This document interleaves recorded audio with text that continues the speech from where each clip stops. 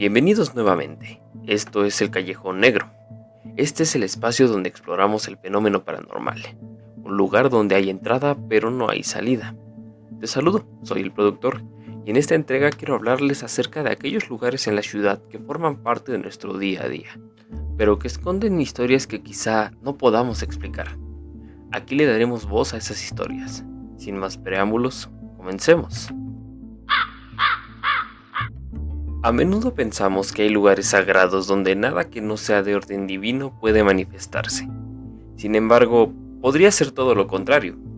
Tal vez la combinación de energías en esos lugares hace que sean el caldo de cultivo perfecto para manifestaciones paranormales. Este es el caso de nuestro primer relato.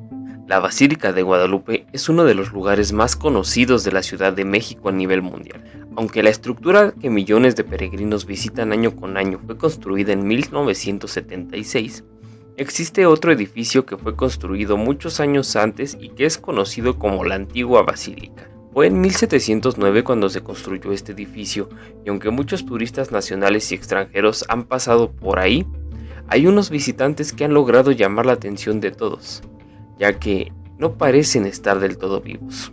Se cuenta la leyenda que el capellán que cuidaba la basílica falleció por una enfermedad, y debido a las limitaciones de la época, la gente no se enteró de su muerte hasta días después cuando fue hallado. Aunque ya había fallecido, nunca se dejaron de escuchar las campanadas a su debida hora. Se dice que su espíritu aún ronda por la basílica, cuidando el lugar donde trabajó toda su vida. Y si bien esta es la leyenda más popular, no es la única que se cuenta en la Basílica de Guadalupe. Mucha gente ha visto a una monja, a una religiosa con vestimentas muy antiguas, que sin importar el clima, sin importar el tiempo, lleva una veladora, la cual nunca se apaga. La gente la ha visto entrar a los quemadores de velas, a las capillas a dejar ofrendas, e inclusive hay gente que se dedica a seguirla para después perderla en pasillos que no tienen salida o en áreas que llevan años clausuradas. Y si bien esto es bastante perturbador, no me queda más que preguntarme si estas son almas atrapadas como mucha gente piensa o son manifestaciones de la misma energía espiritual que se concentra ahí, ya que al ser un templo tan viejo ha pasado por tantas cosas que me hacen pensar si parte de esa energía no ya tiene hasta cierto punto vida.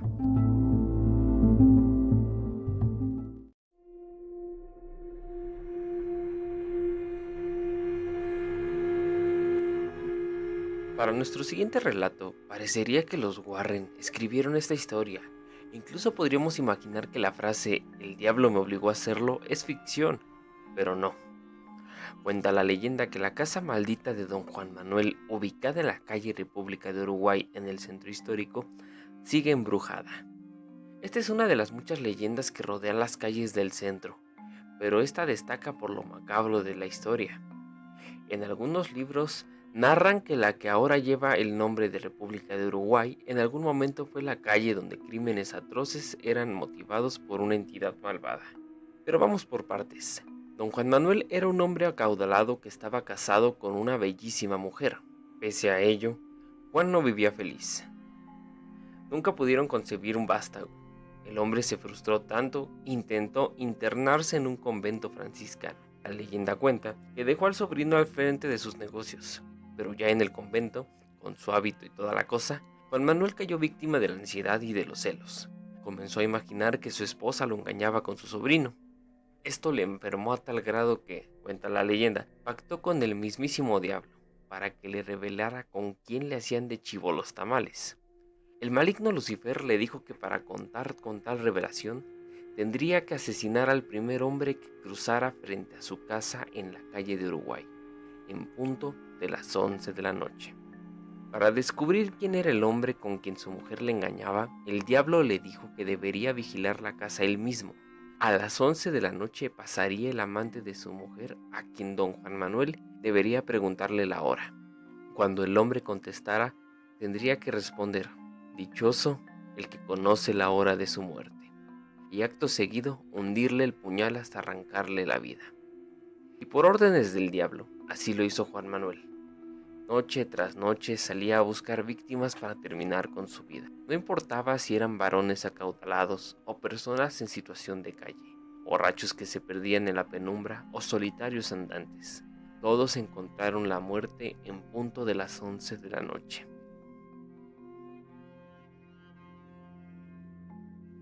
Finalmente, la culpa carcomía a don Juan Manuel y decidió acudir a la iglesia, primero a confesar todos los pecados, pero el padre, al verlo tan preocupado, lo invitó como una segunda opción a rezar todos los días, al menos 4 veces a la semana, al pie de la horca. Para poder ser perdonado, don Juan Manuel tenía que rezar con tal fervor que se escuchara por toda la plaza. Pero, ¿cuál fue la sorpresa de los habitantes en la Nueva España cuando al tercer día de haber iniciado los rezos, aquel hombre virtuoso y adinerado amaneció colgado de esa misma horca? Dicen las leyendas y la tradición oral que si pasas delante de su casa cercanas las 11 de la noche y alguien te pregunta la hora, no contestes. De seguro podría ser don Juan Manuel, que te responderá: dichoso aquel que sabe la hora de su muerte. Y es curioso hablar de esto porque para perpetuar el relato solo queda como testigo una placa. Esta nos narra la verdad.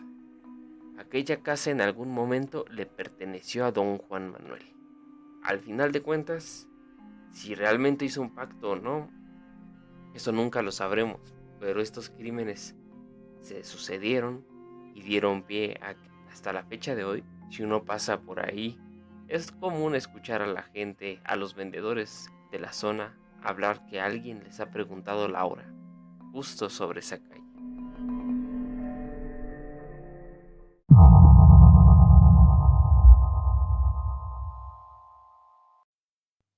Si has llegado hasta esta parte del video, quiero compensarte el que hayas llegado hasta aquí con un pequeño audio.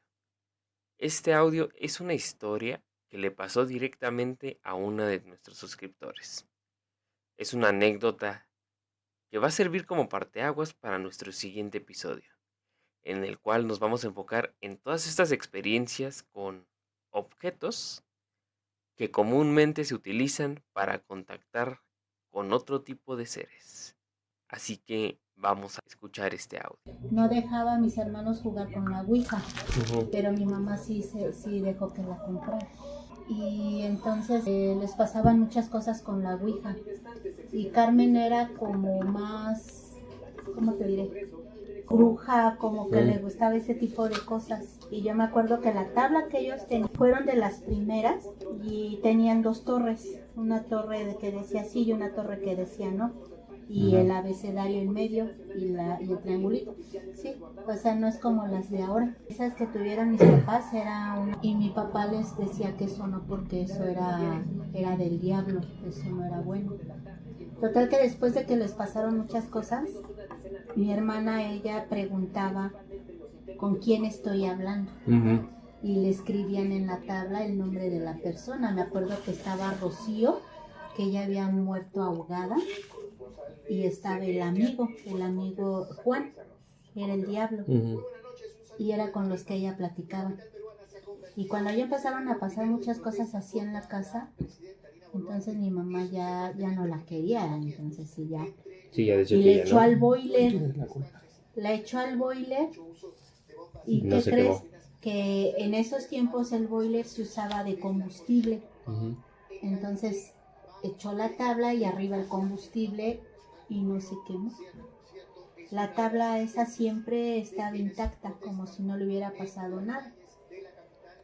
Y las personas que habían jugado con la Ouija, habían tenido algún accidente así en la carretera, pero se morían. Y total, que la única forma en que salió la Ouija de la casa fue porque alguien la pidió prestada y mi mamá luego dijo, sí, llévatela. Y ya no la regresó. Jamás la pidió ni se la regresaron, entonces ella fue que se vaya, ¿no? Pero mi papá, antes de eso, una ocasión que llegó y los encontró jugando, le dijo a mi hermana, dice, a ver si de veras muy chingón con el que estás hablando. dile que si de veras es el diablo, que me diga dónde nos vemos ahorita. Y entonces era un triangulito y nada más usaba las yemitas, ya no era así, eran las puras yemitas. Y empezó a caminar la mano y le dijo que sí lo veía. Y al fondo de la casa había un pirú y le puso que dónde se veía y le dijo en el pirú. ¿Y a qué hora? Ahorita. Pero mi papá estaba bien tomado y entonces estaba la escalera para subir a la azotea y cuando llegó mi papá hasta allá, de un brinco cayó y cuando bajó ya no estaba borracho y dijo que se le había parecido un chango grande que quería agarrarlo y pues ese era el diablo.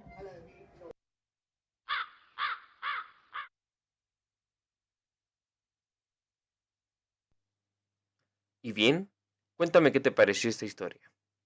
Escríbeme en los comentarios las anécdotas que tengas que contarme y también qué piensas acerca de esto que te he contado en este episodio. No me queda más que despedirme. Yo soy el productor y nos vemos en el siguiente episodio. Recuerda que esto es el Callejón Negro, donde hay entrada, pero no hay salida.